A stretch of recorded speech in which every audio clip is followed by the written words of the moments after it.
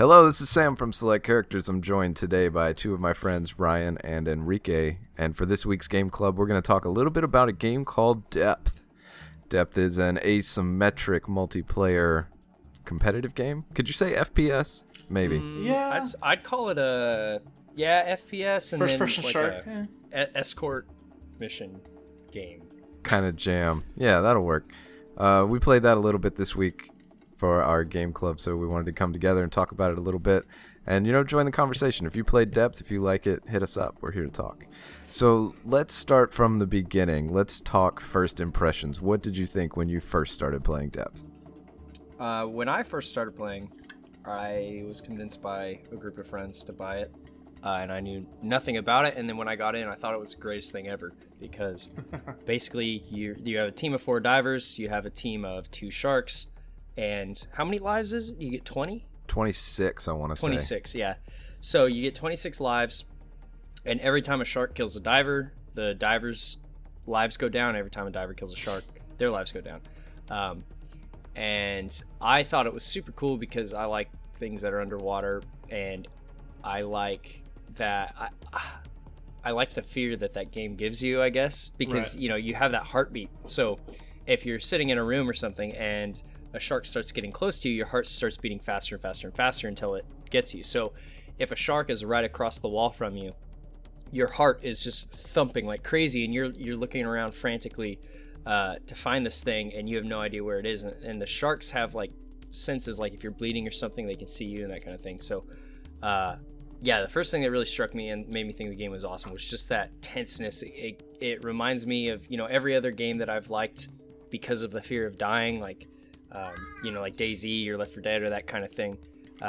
Depth does that too, so I'm all for it. I was surprised at how good the game looked, to be honest. Yeah, it looks really good. Because it's maybe a little over a year. Yeah.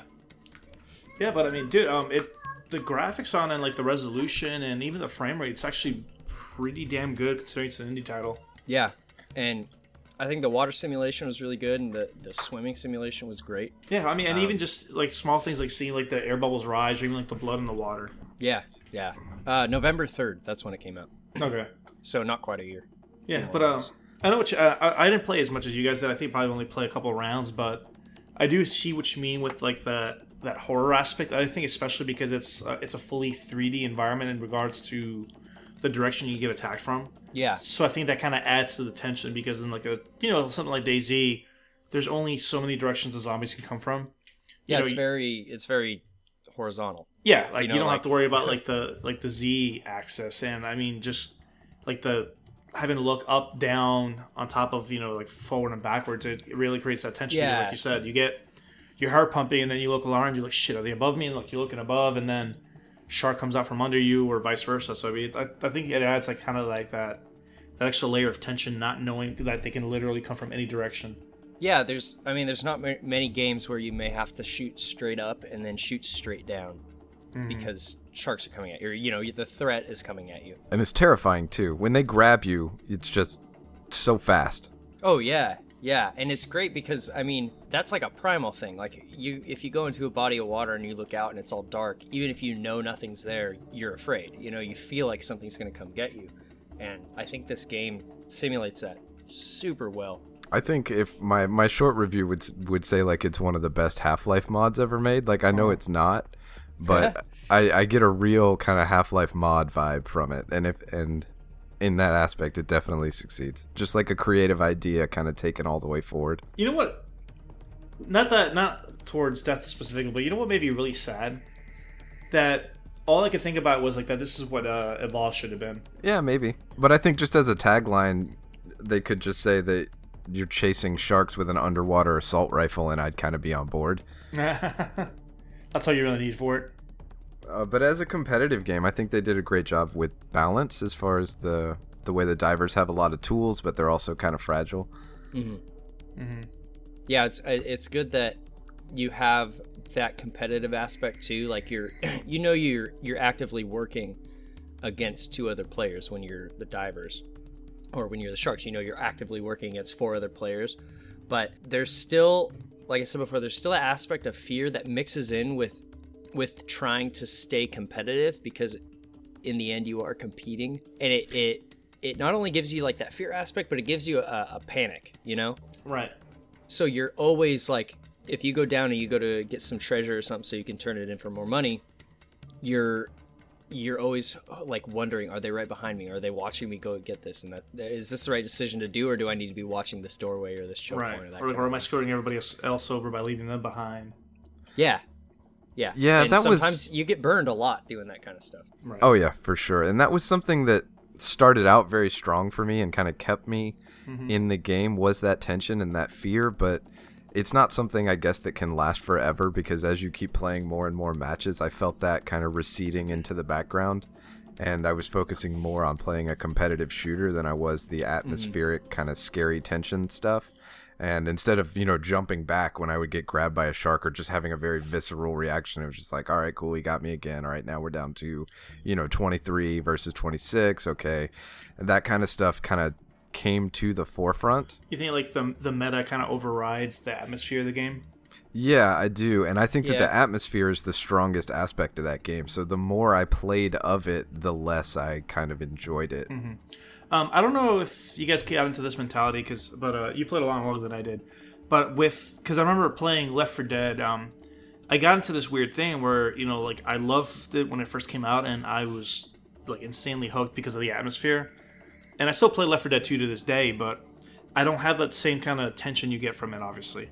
And part of that stems from, I guess, playing as the zombies. You kind of get used to their attacks, and you kind of learn their behaviors. So when you're the human side, you almost have like this intel on the opposing team saying, okay, well, if he's playing this class, this is where I would be, so I know to expect him coming from there. So did you find that kind of mentality from depth with like playing the sharks and knowing what they're capable of? Well, yeah, totally. I mean, it never goes all the way away, but it gets lessened to the point of being practically non-existent. And when I felt like that was one of the strongest aspects of that game, because they do it so well. They start you out in the diving cage, and then they slowly lower you into the water, and then you'd never know when you're first playing exactly what's going to happen. You don't know the way the match is going to play out. And then it's surprising, and it's terrifying, and it's dark everywhere, and it's just atmospherically fantastic. But after you play enough matches, that stuff just starts to fade, and what you're left with is what, I guess the core of a competitive multiplayer game. And I didn't feel like it shined as much once it lost all those atmospheric trappings. Right. Yeah, I think so. The novelty kind of wears off, and you just get down to a system. And how do I beat this system? And yeah. Systems are a lot less scary than sharks. I mean... But don't let me undersell... that very first bit of it. Like, absolutely not, because it is pretty fantastic what they've made. Okay. Let's go with, let's see, what other topics do we got here? How about art style and audio? How's that stuff? The art style, like I mentioned earlier, man, it was really good considering how old it was, and even just being able to see the damage on the sharks and stuff like that. I thought that was pretty badass. Yeah, I think some of the guns are way too big. Like just from a model standpoint? From like percentage of your screen that is taken up by gun. Mm-hmm. Okay. You get the assault rifle with a scope on it, and it's basically half of your screen, for example. Yeah. Especially, one thing that really frustrated me now that you bring up the scopes is I like the night vision scopes, but you have one sensitivity when you are zoomed out, and then when you zoom in, it becomes like hypersensitive, and you can't, at least I had a really hard time aiming, and I feel like something that would be very useful and I would buy most rounds turned into like never buy that, because the iron sights are so much better. Yeah, and I don't know if it's the way I play, but I wasn't doing a lot of sniping. Nope. Like, I was never really encountering the sharks when they were far enough away that I could actually use a scope. Did you ever face anything that you thought was like broken? Well, I mean, there was the April Fool's Day thing with the laser beams. Yeah, the lasers were broken. But that doesn't count. I don't think so. It felt like it was pretty fairly balanced. It was, if you kind of knew what you were doing. It's one of those games where you do need to get a little bit of a leg into it. Mm-hmm. Like, at first it might seem like the sharks are overpowered, but once you kind of learn where they're coming from, where their entry points are, I think it shakes out pretty well to be reasonably balanced in the end. Okay. Yeah, I played depth a few. I'm just realizing now that it released in 2014. It's 2016 now, so yeah, it is over a year old.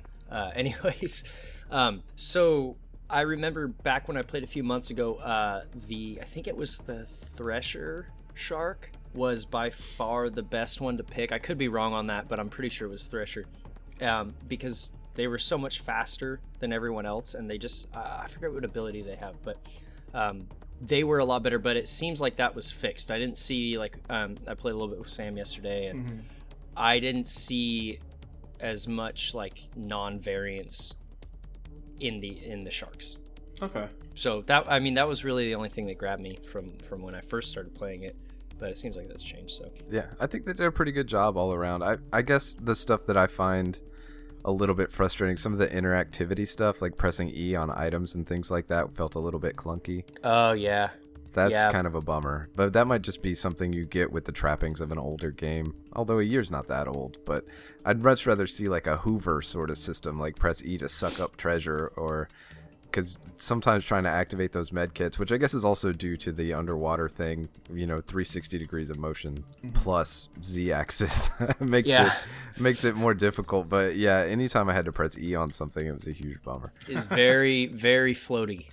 You would like glide over. If you went to go down and pick up a piece of treasure, you just glide right over it, and then you have to back up and like hover. Meanwhile, your heartbeat is going boop, boop, boop, boop, boop, boop, boop, and you're like, shit, I gotta get this thing. Yeah, trying to loop back around, exactly. Although I do like the touch of being able to like hoop the treasure onto the robot. Yeah, that felt like how picking up treasure should feel like. Like, when you go up and hit Q to throw the treasure at the robot, it's real responsive, it's real quick. Like the hitbox for it is pretty big, I feel like. Yeah, you can actually kind of step back and like make some good shots with the treasure into the robot. It's like a nice little touch, I thought. Yeah. I think there's even an achievement for that, like if you can hoop it from far enough away. Something. I can't remember exactly. But overall, I guess we could do some overall thoughts. I'm not sure that there is enough there to really sustain me to keep me playing for a long time. I don't think it has the depth to keep me playing over a long span of time, but I think it's worth buying just for the initial rush that comes out of learning that game. I think that's stronger than in a lot of other experiences. Yeah, I think for me it's not a daily game. It's something I want to break out once in a while to get that rush, and then once it kind of starts settling in how to really figure out this game, then you just put it down and wait a couple weeks, wait a month or something, and then hop back in, and I feel like you get a lot of that. You get a lot of that back because you lose the familiarity with it. All right, so that was our game club for Depth, which you can find on Steam and probably various other places, I'm not sure. As always, if you want to get in touch with us, you can send an email to selectcharacters@gmail.com. Weigh in. Let us know your thoughts. We want to get you involved with the game club too. We want it to be a discussion between everybody, basically. So play along with us. Send us your thoughts. Check out the YouTube channel where we have a weekly podcast that comes out. And other than that, we will see you next time.